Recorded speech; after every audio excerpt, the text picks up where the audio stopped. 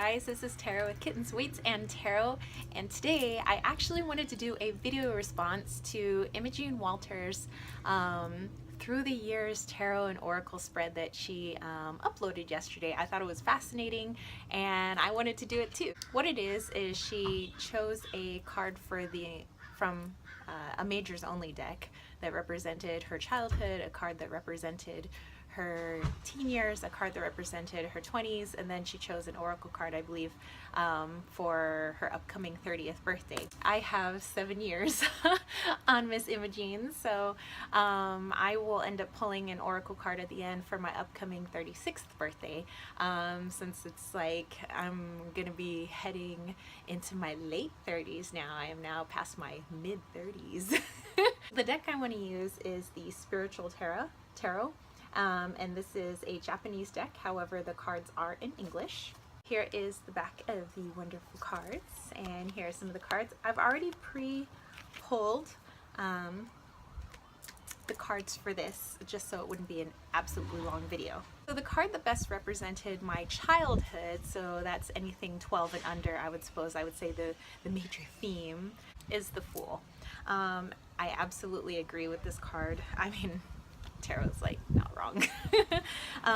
You know, I was very naive. I thought, you know, anything was possible. I thought that if I thought hard enough, I could fly. I thought that I could be, I could grow up and like be a mermaid someday. That I thought if I played in the water enough, you know, I could grow a tail and be like Ariel from The Little Mermaid. You know, I had such a rich imagination, and I believed that anything was possible. And sometimes I was so deep into my imagination, I'd really think things were real. I would really think I was like on an adventure in Indiana Jones. And you know, and a lot of times I was always by myself, and so I, you know, kind of made up this fantasy world for myself. You know, I had a kind of a difficult childhood, and so I had to create that fantasy world, and you know, just so that I could deal with what wasn't going on, that wasn't great.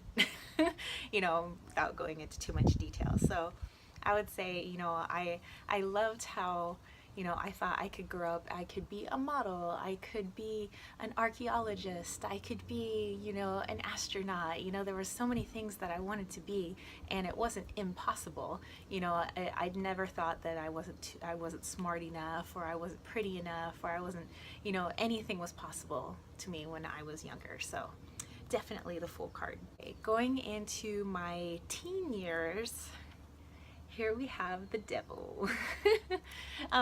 So kind of how I interpret that and how I remember myself as a teenager.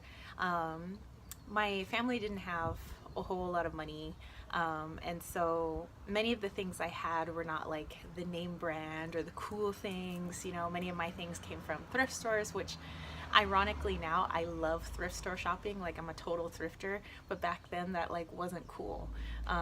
You know, and I guess I was ahead of my time. I was like thrifty before it was cool, but I didn't see myself as being cool. You know, I saw myself as, I need to have this and I need to have that, and I need to have the slap bracelet in order to be cool. I need to have Air Jordans like everybody else in order to be cool. I need to have the LA gears, you know, with the Velcro like everybody else in order to be cool and to be accepted. And so I was very tied into the material, you know, that I thought that material things, and I thought that money and where you lived determined how good of a person you were, and determined, you know, how many friends you could have and how much people could love you and like you. So a very difficult, I would say, part in my life. Well, you know, I guess most of my life has been difficult up until maybe 10 years ago. You know, and now it's like smooth sailing. I'm pretty chill right now. So going into my 20s, here we have the Death card, and I would say the Death card really resonates from as soon as I turned 25. You know, I was going through all this new way of thinking and seeing things and being on my own, and it was so much change, and it hurt. It was so difficult. And then at 25, you know, I came to there was an epiphany I had in the shower actually, that changed my whole situation.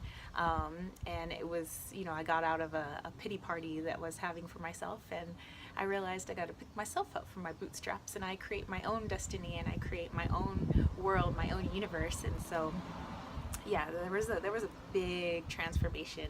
Just, I would say 25 was the biggest one. 20 and 21, pretty damn big.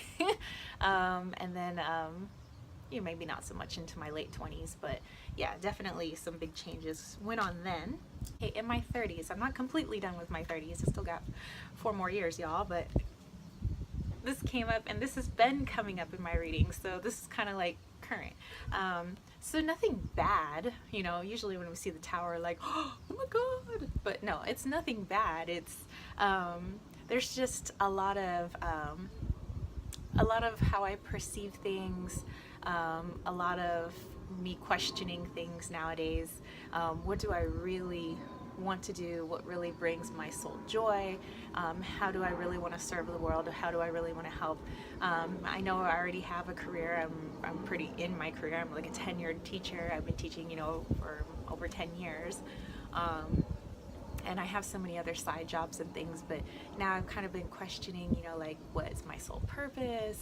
What was I put on the planet to do? You know, kind of things like that. So, and then my spiritual gifts that I have been given, they have been increasing, which is actually why I have been questioning, you know, maybe my path, how I can meld or merge my spiritual path with like a career path.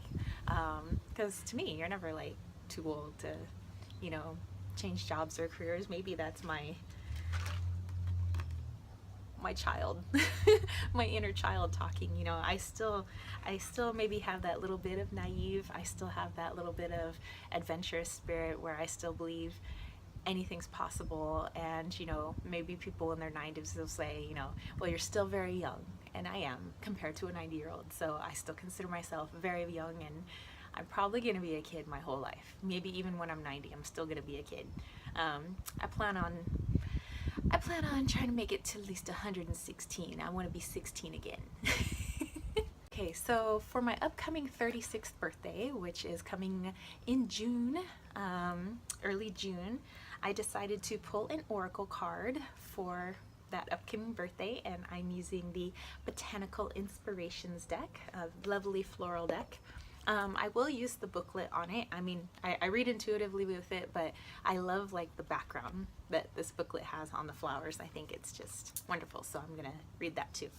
Okay, so let's go ahead and pull a card for my upcoming 36th birthday. What is the theme for that 36th birthday?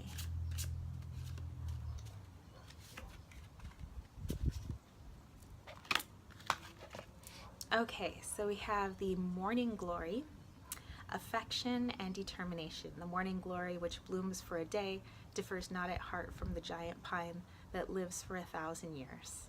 Alan Watts.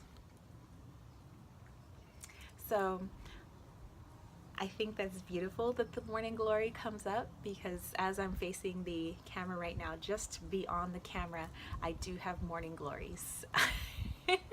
So universe, hello. Okay, so let's see, what do we have for morning glory in here? Some like extra information. Each flower on the meandering morning glory vine blooms only for a single day. As dusk darkens the sky, the flowers all curl up for the night. The very next morning brings fresh growth and the promise of yet more glorious flowers upon each vine.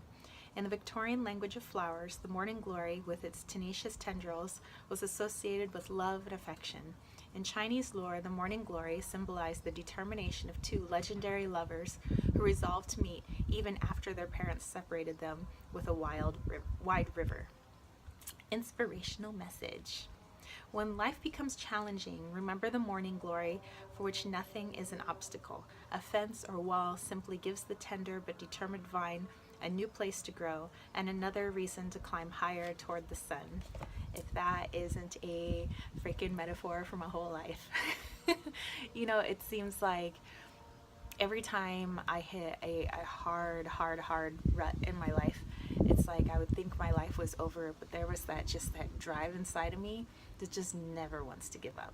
And you know, I will never quit. I will never accept defeat.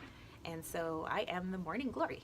That is it. Thank you, Imogen Walters, for creating this wonderful tarot through the years spread for us. Wally's come to join us. So if you like this video, don't forget to give it a paw or thumb claw up. And don't forget to click subscribe. And Wally, you got anything to say? No, he said, let me go explore. And I guess I will catch you all later. All right, peace, love, and chicken grease. Peace out.